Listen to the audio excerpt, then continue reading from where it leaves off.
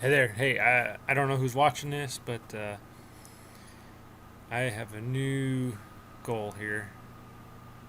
And I'm calling this program 365 Days of Love. And basically, what's going to happen here is I want to show someone love, and every day be a new person every single day. And what I mean by this is just being friendly to them. Give them a handshake, a smile, a hug, or just say hi to someone. Listen to them, maybe um, share something with somebody, and just do something that helps me stretch. Help me, I want to help myself stretch, reach out to somebody. I've been listening to a guy named Kyle Cease. I don't know if you've heard him before, and but Kyle has been awesome, and he's really about being authentic and being yourself 100% of the time. Don't be a people pleaser.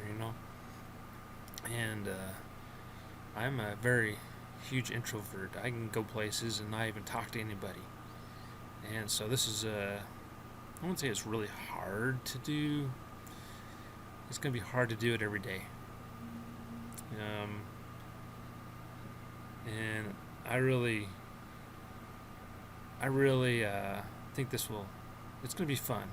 It's going to be interesting after 365 days to see what's changed in my life, see how things have changed and gone.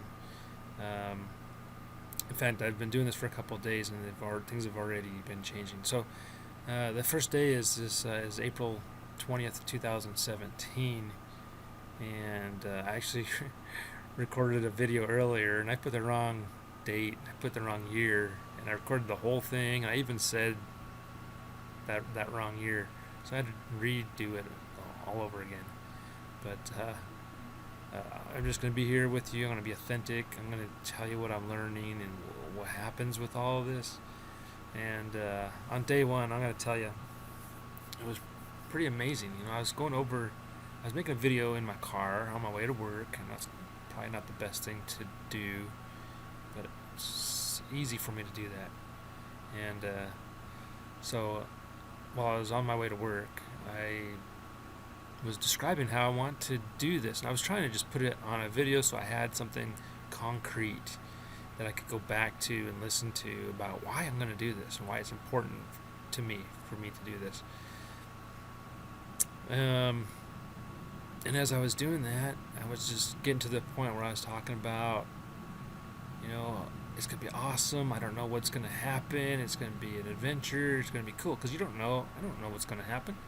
I don't know who I'm going to meet or who I'm going to talk to or just say hi to or what's going to happen at all.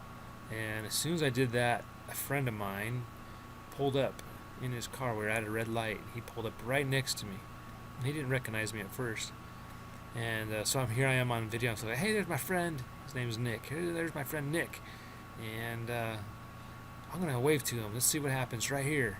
And I had my first opportunity right then and there as I'm making this video for myself. And so I waved to him, and it took a minute to get his attention. He didn't even look over at first, but I just kept waving, and he finally looked over, and he waved back and gave me a smile, and that was pretty awesome. I don't believe in coincidences. I think that happened for a reason, and really, I love Nick. Nick is awesome. He's helped us.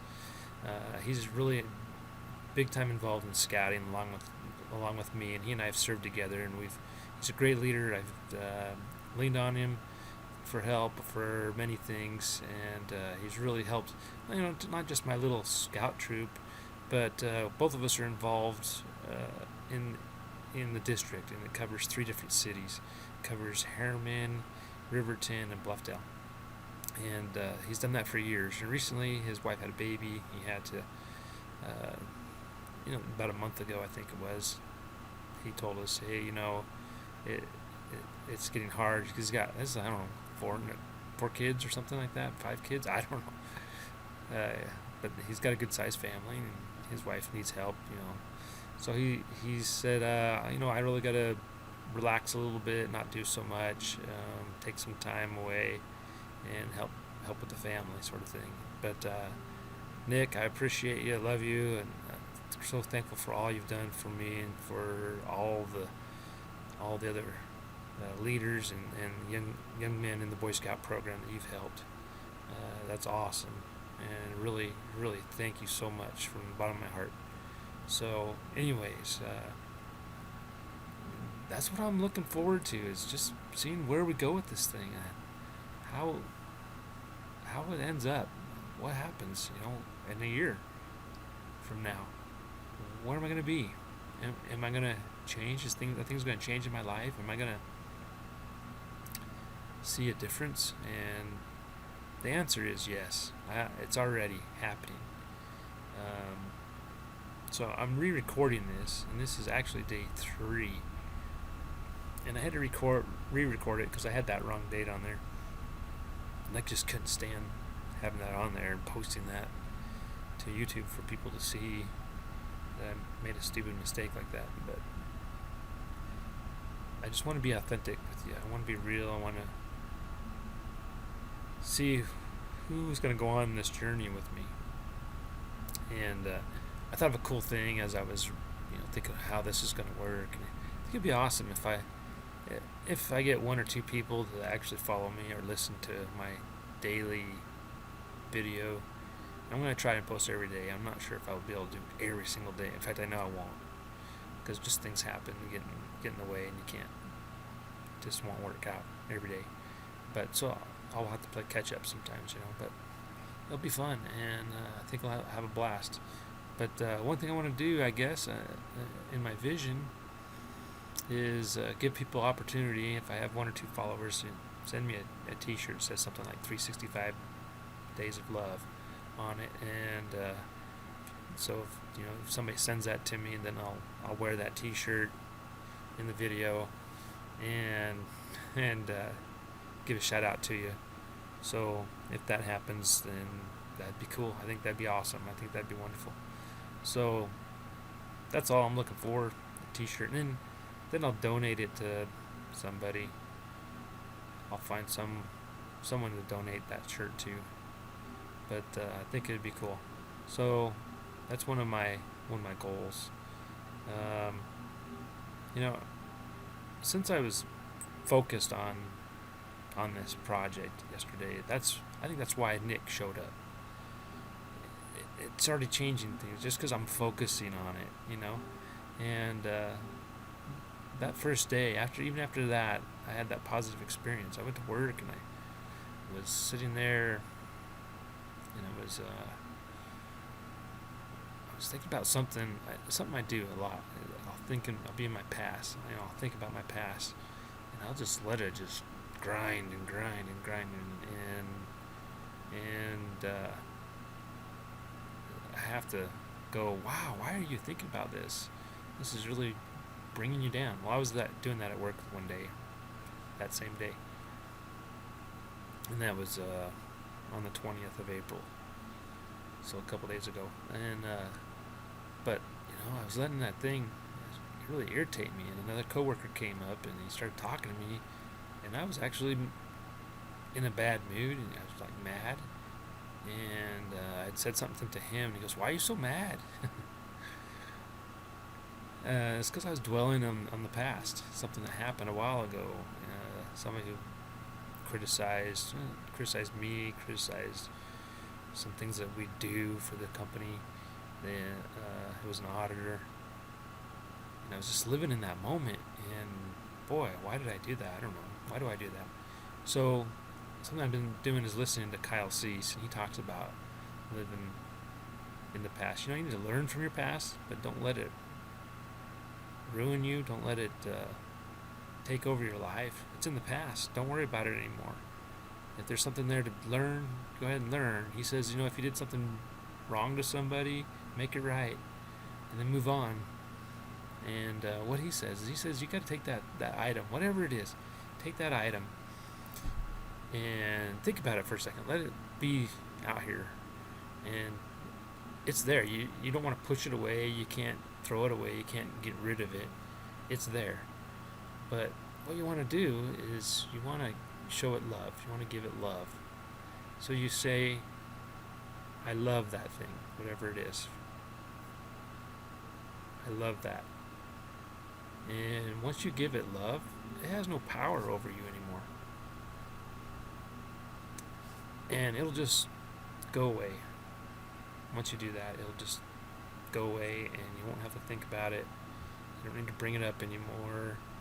It doesn't have control of you at all. And so that's pretty awesome. So I've been doing that, and it works. I had to do that with those thoughts that I was having at that time. Because man, when I'm in that, I'll people know something's up. I'm not being myself. So I challenge you to do the same thing. And what does it mean to love it? Well, just means that because you love it, it can't bother you anymore. When you love something, it doesn't bother you. Does that make sense? So you don't allow it to bother you anymore, because you tell it once it's a thing and it's right here in front of you. You know, it's not who you are. It's not part of your head or anything else. It is just a thing. It's in your past, and you keep it in this space right here, and you just say whatever it is, I love it. And it can't control you anymore. It's gone. So that's about all I have to say for today. There's so many things that have happened in the last 2 or 3 days, and I'm going to be sharing those as the time goes by. So don't worry about things in your past, and show them love, and they'll disappear for you. And for me, I just gotta get out of my shell and start reaching out to people. And one thing I've learned so far, I've always heard it, but you just don't always let things sink in, or you don't always take action on them. And so one thing I've learned is just being you're worthy. You have everything you have. You have everything that you need. You don't need anything else. You don't need anyone's approval to do things like what I'm doing here. You don't need to, because you're equal with anyone else in the world except for God himself. But you are a child of God. And so you are equal with everything else, no matter what. And so you don't have to have permission. You don't have to get permission from anybody or anything. You've got everything that you need to succeed in whatever you want to do in life. And I'm going to show you over the next 365 days what that looks like for me and what's happening in my life. And so I'm going to share that with you. And so that's all I've got for today. I'll look forward to seeing you again in the near future. And until then, love people. Give out love. I'll see you again soon, my friend. Bye.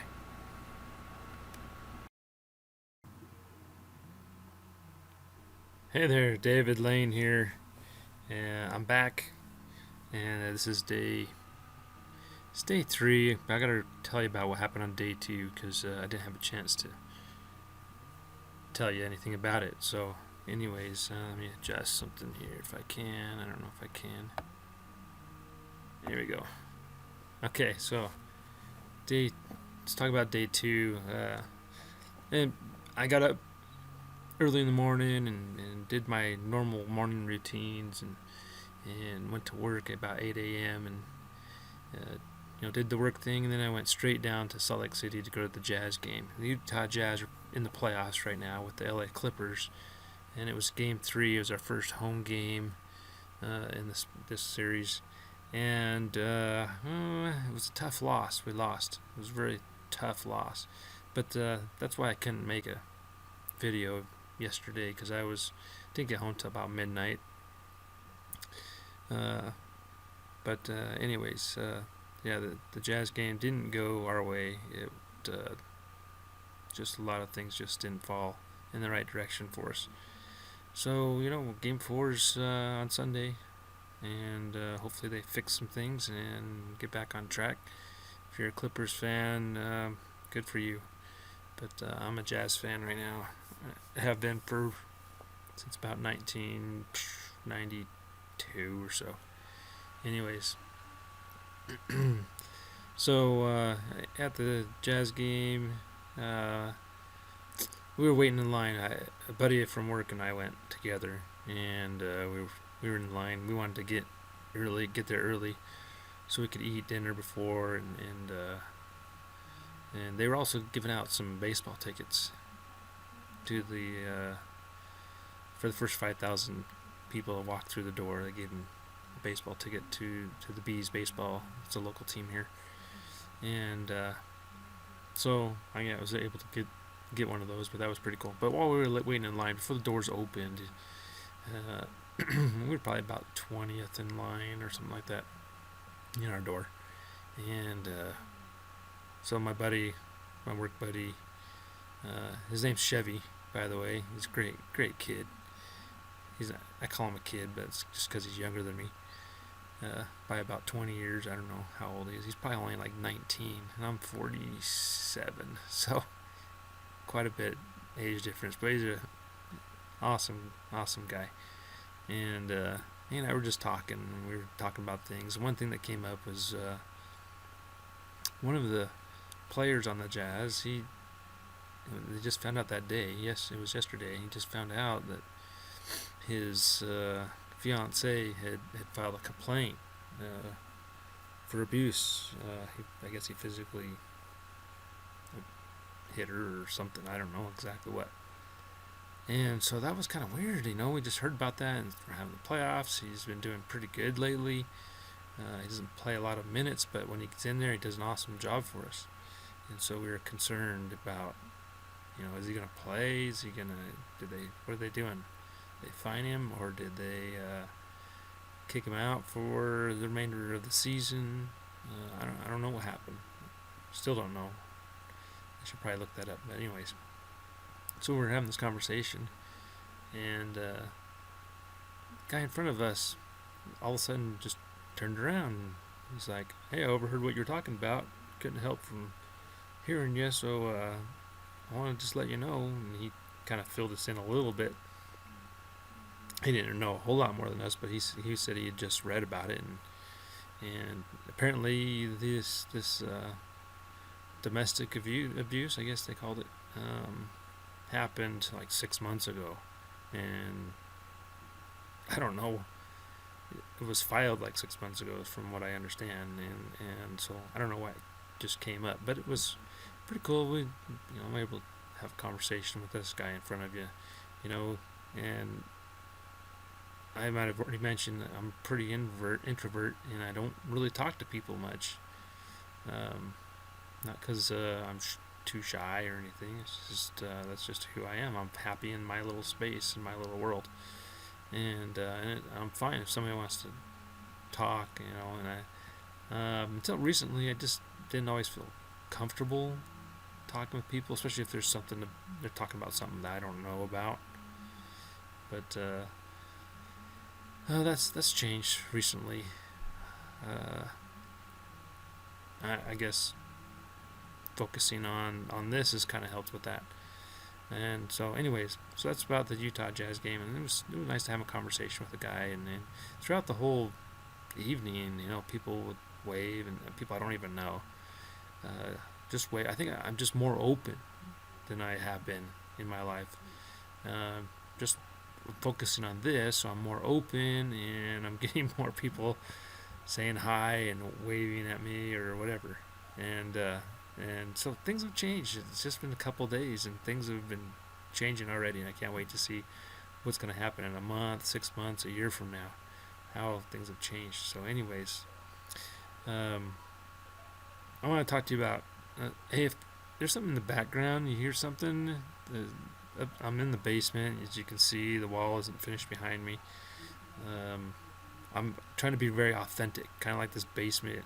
It's not trying to be something it's not, and that's what I'm doing.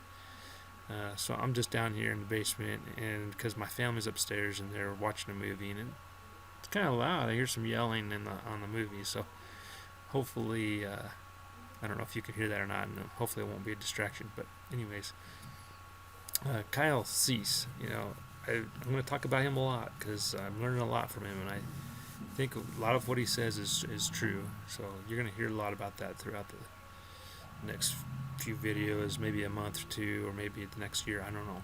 We'll see how that goes. But right now, I'm really into Kyle and what he's doing. But one thing he talks about is making space for the future. So often we dwell in our past, or we think about the future. People have anxiety. They say that they're thinking about the future. They're worried about the future. You know, what if this? What if that? What if this happens?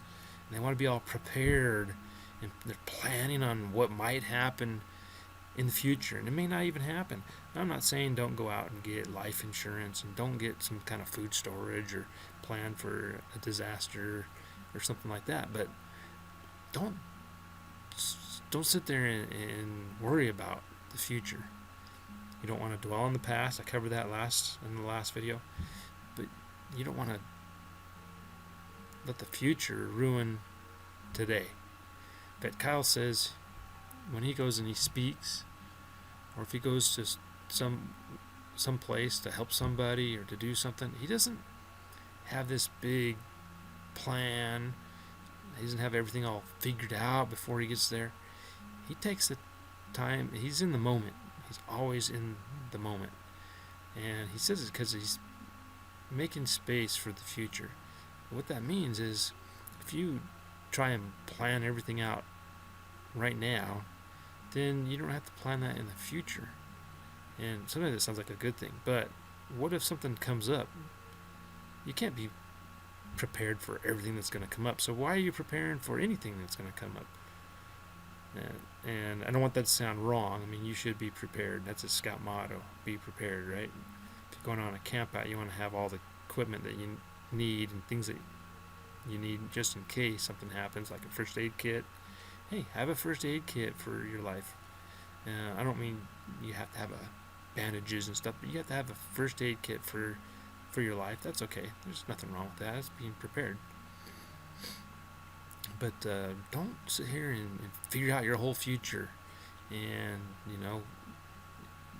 things aren't going to go according to plan. They never do. If everything's going according to your plan, guess what? You're not planning you're not planning much. You need to do something that's more exciting and more adventurous and more get out there and do something. If you got your future all planned out and your life is working exactly according to your plan, then you're not stretching, you're not learning, you're not doing things that you should be doing. You're just kind of sitting back and taking up space, basically. Yeah, some and Kyle talks about this too. Some people looks like they have it all figured out, got everything all figured out, and guess what? If that's true, then you're really a little bit ahead of them, maybe a lot, but at least a little bit ahead of them if you haven't got everything figured out yet. And so you're trying to figure things out. That's great. If you come up to somebody and they say, "Oh, I've got it all figured out," look out. Their goals aren't that high. They're not achieving that much in life. They're just kind of in their own cocoon, as Kyle says, and kind of like a caterpillar gets in a cocoon and he's going to be a butterfly, but he doesn't. Some people don't want to come out of their cocoon; they just want to stay there, right? And they never become the butterfly that they were meant to be because they stay in that spot. And I was kind of that way, And then I've come to realize that really I've got everything I want, and I need to start living in the moment, living right now, and doing things right now that I should be doing instead of worrying about the future, dwelling on the past. I need to be in the moment and be authentic and be right now. I can't, if I'm not authentic with you, then I can't give you the proper advice. I can't give you experiences in a way that would benefit you, because a lot of people they're like salesmen. They're trying to sell you something, and so they have a script, they have it all figured out. We don't need to live that way. People want to feel the real you. They don't want to be sold something. So that's what living in the moment is all about. That doesn't mean if you have some event that you're in charge of in the future, don't do anything until you get there. That's not what I'm saying. You should be prepared, which is fine, but don't have to figure every single thing out and try and think of every scenario and how you would handle this and that. Sometimes you just gotta let things go and let your future, make space for your future, so that when you get to that spot in life, whether it's 30 days, 90 days, a year, 5 years, 10 years down the road, whatever, you gotta let that space be there so that you can handle things. I mean, think about what you know today you didn't know a year ago. How about 5 years ago? How about 10 years ago? I mean, we got these things here. How many of you 10 years ago didn't even have one of these? Okay. They were definitely out 10 years ago. But how many of us actually had a smartphone? They were really pretty new to the market. And so, and if you remember, and I totally remember this, and I always thought this is horrible. You had only a few options, a handful of options for phones. And now today, you got lots of options. Back then, man, if you didn't have an iPhone, whew, you were a nobody. Do you remember those days? Or if you didn't have the right ringtone, you had to have the right ringtone. That stuff always bothered me. People would pay $2, $5, something like that for a ringtone, so they could have the right ringtone that was cool. And I always thought, what is that about? Really, we're in a place where we have to have the right ringtone. First of all, you have to have a smartphone. You can't have a flip phone anymore. They make fun of you. And then you have to have the right ringtone. People are like, if you have to use the regular ringtone that came with your phone, people are like, what is that? Make fun of you. Remember those days? It wasn't very long ago. So anyways, think about that. Things change. They change rapidly. You don't know what's going to happen in 30 days or 6 months or a year. So live for now. Be authentic and live for now. Don't live for your future. A lot of people say, well, when I receive this, I'll be happy. Don't do that. Be happy now. Be happy with what you got. You don't need that thing, whatever it is. I used to live that way a lot until not too long ago. I thought, well, I gotta have the right car, and it's gotta have a stereo, and then I have to have the right cell phone, and I gotta have the right clothing. I have to have the right software and right computers, and I have to have the right, all this stuff. It's just garbage. You don't need this stuff. You have everything you need to do what you need to do. It doesn't mean you can't go out and buy something nice. But if you're like financing things like your cell phone, that's bad. That's just not good. Because it's telling me you can't afford things. Okay, and you're using someone else's money. You're borrowing and hoping to pay off. What happens if you lose your job and you can't pay off your cell phone? Oh my gosh. Anyways, I don't want to go there. That could take me in so many other ways, so many other directions. So, but the point is, live in the moment, live for right now. Be prepared for the future, but don't dwell on the past, and don't focus so much on the future that it gives you that anxiety and you worry about it, and you worry and worry and worry and worry. So many people today live in that situation. Okay, and so you don't want to do that. You don't want to live that way. Okay. Now, why am I turning my hat to the side? Because I want you to know you don't have to be perfect. You don't have to have the perfect clothes. You don't have to have the perfect computer or video equipment. to make a video. You don't have to have the right perfect background.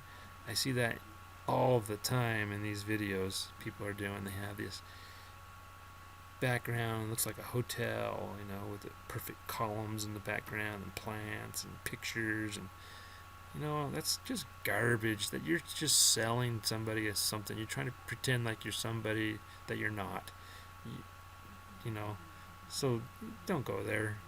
You don't have to be professional on all this. I want you to be authentic. I want you to be real. Okay? And one of the last things I want to talk to you about is just we got to take action. And we go to these seminars and we plan things. We get all these. We get all pumped up. We get all these ideas, and we're gonna do this. We're gonna do that. And it's kind of like weight loss. I used to own a weight loss gym. It was a Curves Fitness. It was for women of all ages who could come in. And you know what? Most women, they would, and this is pretty much how everything in life works. You start something new, it's hard, you maybe do it for a day or two or a week, and you think, God, that's too hard. I can't do this. I'm never going to lose weight. I'm never going to get in shape. And the reality is, you just haven't given it the effort that you need to give. Okay, am I right? And you do that with everything. You read a new book, maybe it's a Tony Robbins book, or Brian Tracy, or you watch some videos of Frank Kern or Brandon Burchard, and they give you all these great ideas and ways to do things, and you decide you're going to do them. You're all excited. You're pumped up. But it's, after day one or maybe a week later, you're like, oh, I can't do that. It's not for me. It's too hard. And the reality is you just haven't done it long enough. Do it for 30 days. Do it for 90 days. And then do it for 6 months. And then do it for a year. And then come back and tell me it didn't work. Really give it the effort that you're supposed to give it. What we do, and I heard an example. This is by Kyle.